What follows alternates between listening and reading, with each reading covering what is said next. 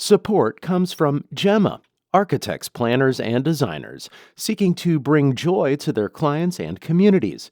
Details at gemastl.com. This is St. Louis on the Air from St. Louis Public Radio. I'm Elaine Cha.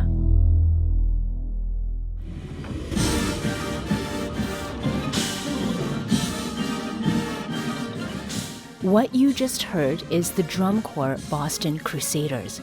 Last week, they performed at Drum Corps International's St. Louis show in Belleville at Belleville West High School. And they did so before an audience packed with longtime devotees and new fans from all around the St. Louis area. For many decades, drum corps ensembles consisting of percussionists, brass instrumentalists, and color guard performers from across the nation have traveled state to fellowship and to throw down in high-stakes competition. The passion behind drum corps also runs across many generations. Visuals editor Brian Munoz captured the fandom and subculture of drum corps in the Metro East and St. Louis in his reporting on our website. It's titled Broadway on a Football Field, Drum Corps Blurs the Lines of Sport and Art in Belleville. And it's live and full of fantastic photos at stlpr.org/DCI. And speaking of live, Brian joins me live in studio now to talk more about the drum corps world. Brian, welcome back to St. Louis on the Air. Hey, Elaine. Thanks for having me. We're also joined by Steve McCarty, an alum of the Belleville Black Knights Drum and Bugle Corps. He's also the admin of the Belleville Black Knights Face Group, which has over 1,000 active members and drum corps enthusiasts. Steve, thank you for joining us. Good afternoon. I'm glad to be here, definitely. So let's start with you, Brian. While you have not done drum corps yourself, you're a musician and you're well-versed in marching music. Now, your story's doing some numbers. Is that what you were counting on when you pitched covering this drum corps thing in the region? I think the numbers are never expected, but always appreciated. I think the biggest takeaway from my reporting and the reason I do this is for communities to be seen. And the hundreds of comments and emails that I've gotten over the last few days, a lot of folks in the marching arts, whether that's high school marching band or college marching band or indoor drumline or winter guard, they're all saying thank you, for sharing this little corner of the world that we really strive in. Mm-hmm. Now, Steve, as we noted in the intro, you're an alum of the Belleville Black Knights Drum and Bugle Corps, and you lead a group on Facebook where you and other members share photos and videos from performances back in the day. Here's a bit of the performance you and fellow Black Knights alum did in 2024.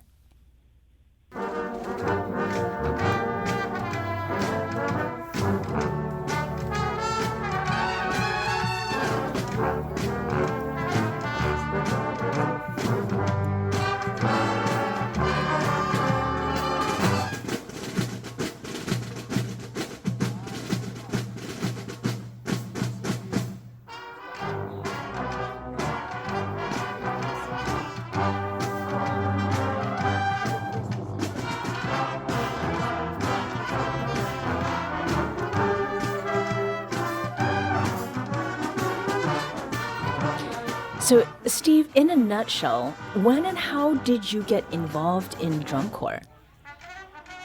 Well, I was 15 years old, and actually I had relatives, 2 cousins, that had marched in drum corps, both the Black Knights and the Bellettes, all girl corps.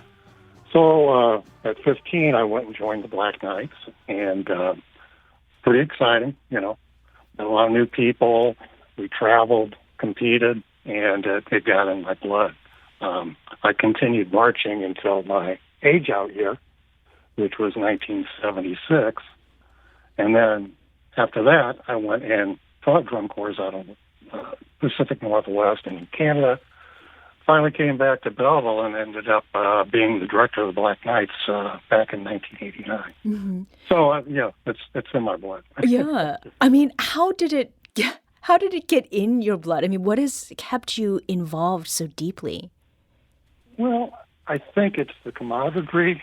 You meet some people, and obviously you have the similar interests, whether it's music or traveling or whatever. And those are friendships that, we all have still till today. We have the Black Knights have a reunion every year, and we get 150, 175 people usually. And, we're all kind of in the same boat. It was it gave us an opportunity to do some things we normally probably wouldn't have been able to do. Mm-hmm. And can you remind us again when the Black Knights first, came to be? It is no longer together, from what I understand. How many years did you spend with them? Well, the organization itself started in 1953, and then because of the financial expenditures, had to close the doors in 1990. I was with the Corps from 70 to 76 as a marching band member, and as I said, the last year in 1989, I came back as director. Mm-hmm. But other corps were in between there too, as far as teaching and arranging music and such. So one of the things, Brian, that you have shared with us is your favorite performance from the Drum Corps International St. Louis show. Here are the Boston Crusaders and their rendition of Les Baxter's The Commuter.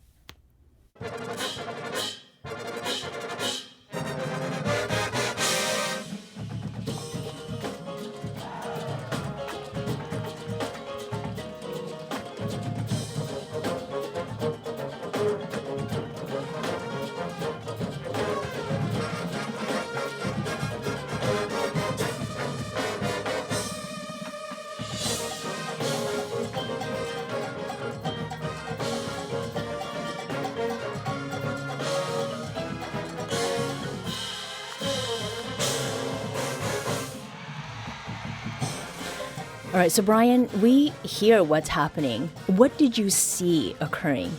Yeah, I mean, Boston Crusaders show this year is just so much fun. You have folks that are running across the field, they're dancing, they're doing choreography, all this kind of stuff, and really it's a visual treat anywhere you look. And a lot of times you see corps, and some corps are very, very serious. All of these performers, that is, take this seriously. But these students, these members are having so much fun. And that's very obvious in this part of the show. The crowd's cheering, and the folks on the field are having a great time.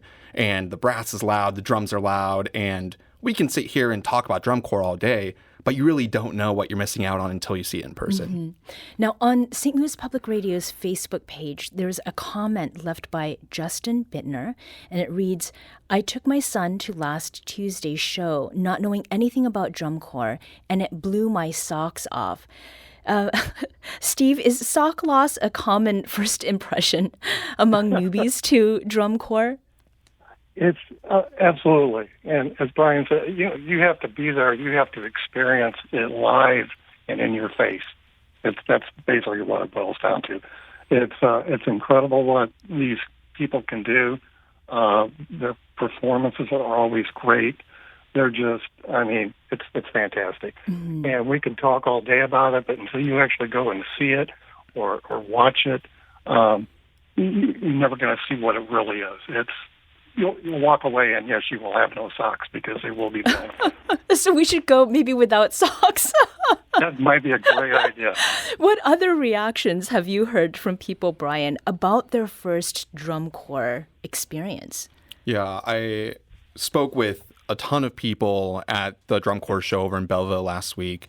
Unfortunately, can't fit everybody into a 4-minute piece, but they all shared pretty much a similar experience that I think I experienced, and so many of us in the marching arts experience, where, you're a bright-eyed high schooler, maybe starting marching band for the first time, and you go to this show and you have no idea the level that these folks are executing their performances on the field. And really, these people are seen as celebrities, for folks in the community, high schoolers, other people.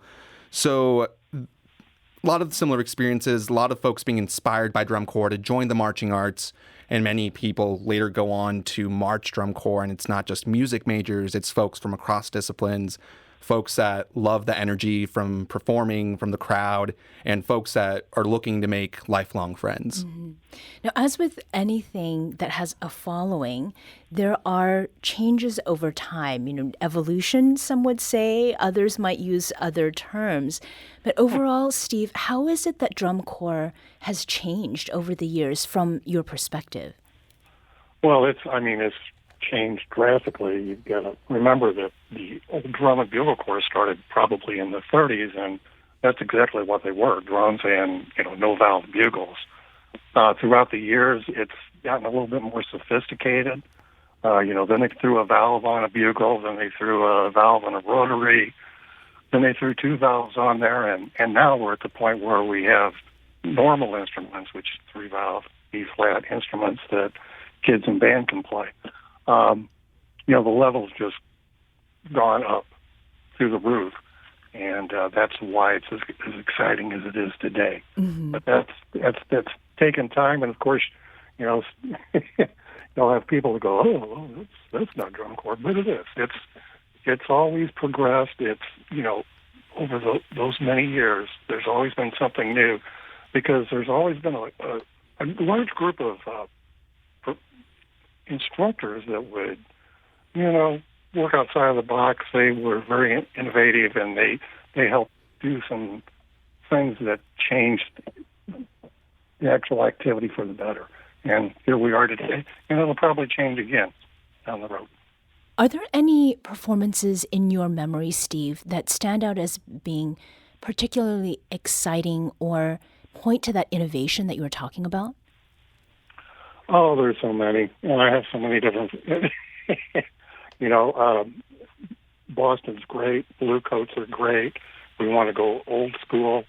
The St. Clair Vanguard, who's been around forever, it's still around today, was always on the cusp. Sheer Power, I always kind of remember the Old Manson Scouts, Hawthorne Muchachos. But, there's some particular drum corps from every year, every era that leave lasting impression. Brian is over here nodding vigorously. One of the things, Brian, that you wrote about is how much money goes into drum corps today. Talk with us a little bit about that.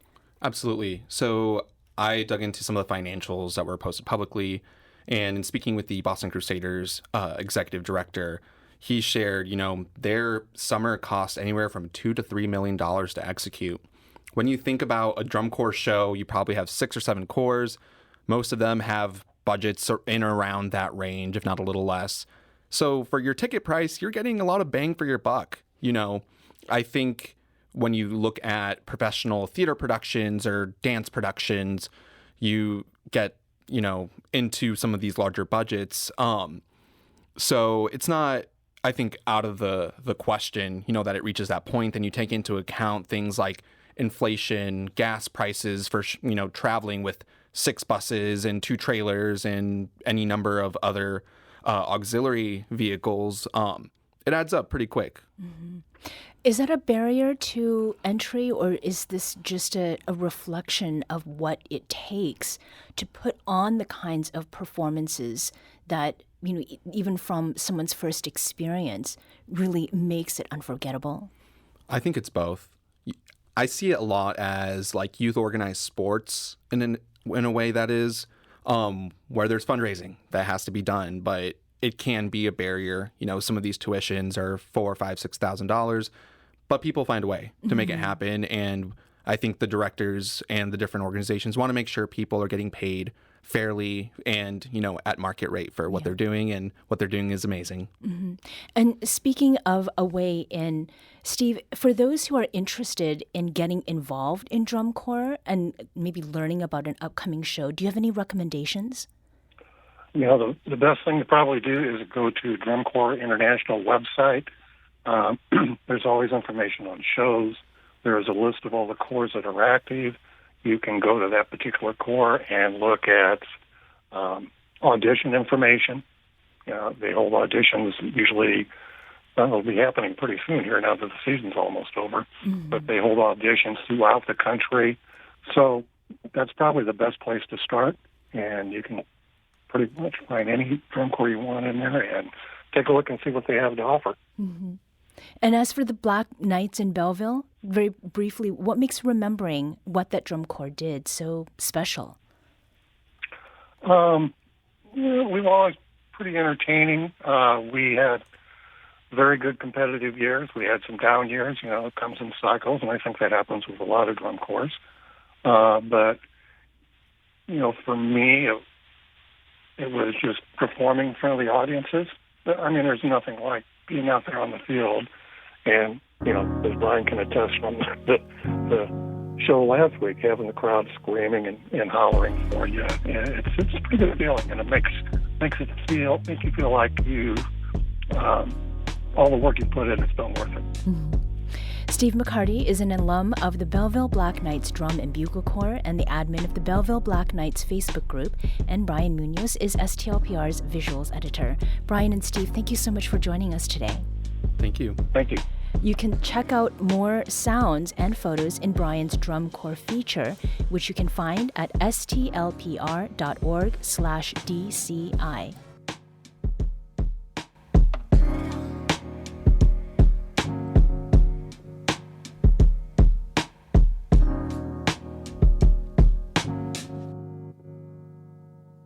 This episode was produced, recorded, and edited by Maya Norfleet. Our audio engineer is Aaron Dorr. This podcast was mixed and edited by Aaron. Our executive producer is Alex Hoyer. St. Louis on the Air is a production of St. Louis Public Radio. Understanding starts here. Do you find yourself regularly listening to episodes of St. Louis on the Air? Suggest us to a friend you think might enjoy our conversations, and leave us a review and rating on Apple Podcasts on the App Store. It's the simplest way to help people discover our show. Thank you. St. Louis Public Radio is a member-supported service of the University of Missouri St. Louis.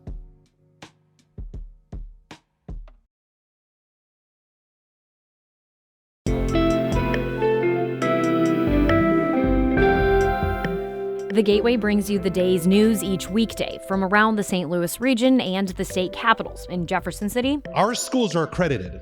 We don't need this bill. And Springfield. How many more years must pass before lawmakers see time is of the essence? I'm Abby Larico. Join me each weekday for The Gateway on the STLPR app or wherever you get podcasts.